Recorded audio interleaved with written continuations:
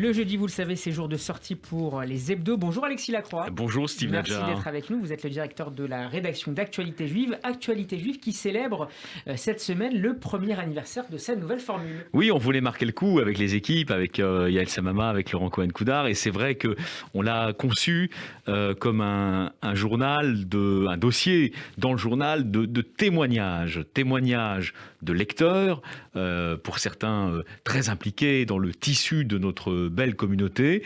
Témoignages aussi de personnes qui ont porté le journal au fil des années, depuis sa création il y a maintenant presque 40 ans. Et puis ça fait un an, c'est vrai que le journal a été repris par le philanthrope Mark Eisenberg, président de l'Alliance Qui nous a accordé une interview. Israël est universel, qui nous a accordé une interview sur ce qui lui paraît avoir été déjà bien réalisé, très bien réalisé, et ce qui lui paraît devoir être développé. Il y a beaucoup de choses encore sur lesquelles nous devons travailler. La numérisation, le développement de la francophonie israélienne, c'est un champ évidemment très important dont on va s'occuper, dont on s'occupe en Israël avec Carole Azoulay et ses équipes.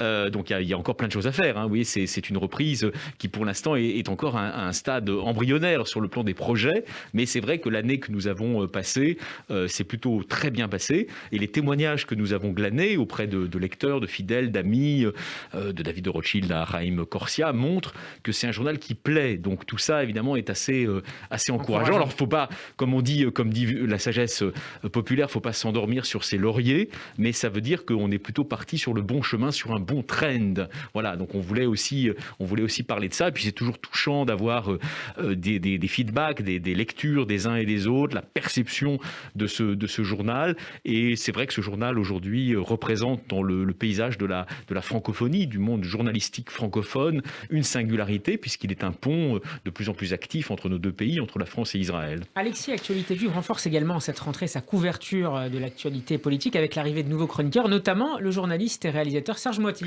Oui, absolument. Serge Moiti va nous livrer son regard hebdomadaire sur la présidentielle.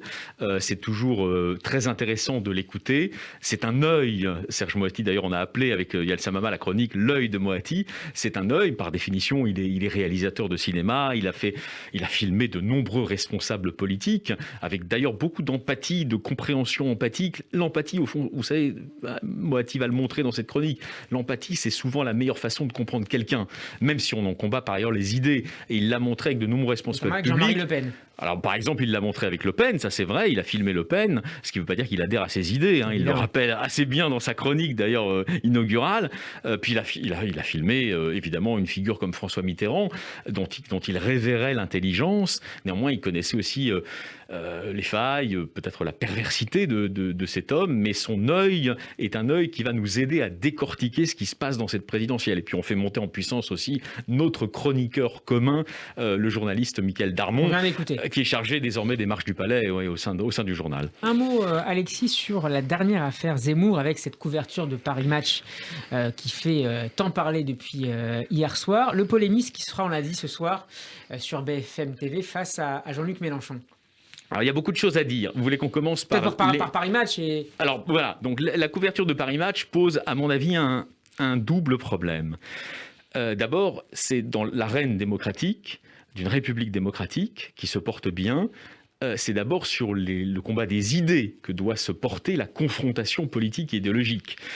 C'est probablement d'ailleurs difficile, dans le cas d'Éric Zemmour, de déconstruire l'ensemble de ses propos, parce qu'il mêle habilement, je vais très vite, le vrai et le faux. Porter la contradiction sur le terrain de la vie privée, quel que soit le jugement que l'on émette sur la démarche de nos confrères de Paris Match, c'est prendre un grand danger. C'est-à-dire, le danger, il est très simple, c'est d'esquiver les questions de fond que pose le discours d'Éric Zemmour, et Dieu sait s'il en pose des questions de fond, pour ne s'intéresser qu'à des aspects qui sont vraiment de trou de serrure, de l'ordre du trou de serrure. Savoir s'il mène une idylle, s'il a une idylle actuellement avec sa conseillère politique, n'est pas, contrairement à ce qu'on nous raconte ces jours-ci, une information politique. Ça n'est pas vrai. Est-ce que c'est pas aussi l'une des marques de fabrique de Paris Match comme d'autres journaux ? Probablement, mais j'attire tout de même votre attention sur un point. Il y a eu, bien sûr, des précédents. Le président de la République, François Hollande, surpris en train de se rendre en visite auprès de celle qui allait devenir son épouse, mais qui était à l'époque encore sa maîtresse, Julie Gaillet.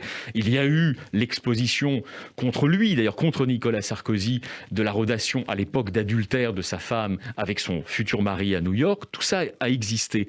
Est-ce que ça a fait avancer? Est-ce que ça a augmenté la qualité du débat public, ce genre de déballage? Jamais. Jamais, ça a toujours été au détriment du débat sur les questions de fond.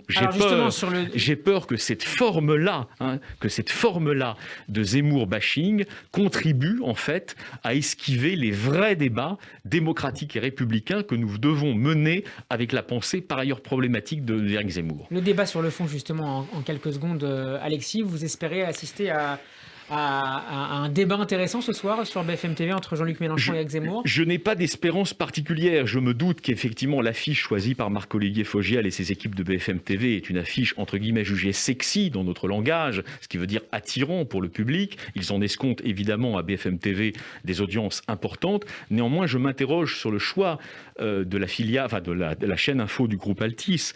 Ils auraient pu choisir, faut être clair, de commencer par un débat entre des candidats qui n'appartiennent pas à l'arc populiste. Ils auraient pu, par exemple, faire un débat entre Mme Hidalgo et Mme Pécresse. Ils ont dû juger que sur le plan de l'affiche, c'était plus attirant, c'était plus attractif, c'était plus croustillant d'inviter Jean-Luc Mélenchon à donner la réplique à Éric Zemmour. Mais là aussi, il faut balayer devant sa porte. Les médias ont une responsabilité. Quand les médias choisissent le spectaculaire au détriment du débat d'idées, ils prennent une responsabilité et ils prennent aussi une position dans la campagne. Merci beaucoup, Alexis Lacroix. On peut retrouver évidemment dans tous les bons kiosques et sur abonnement le dernier Actualité Juive. On peut également se tourner vers votre site actualitéjuive au singulier.com. Merci Alexis. Merci beaucoup Steve.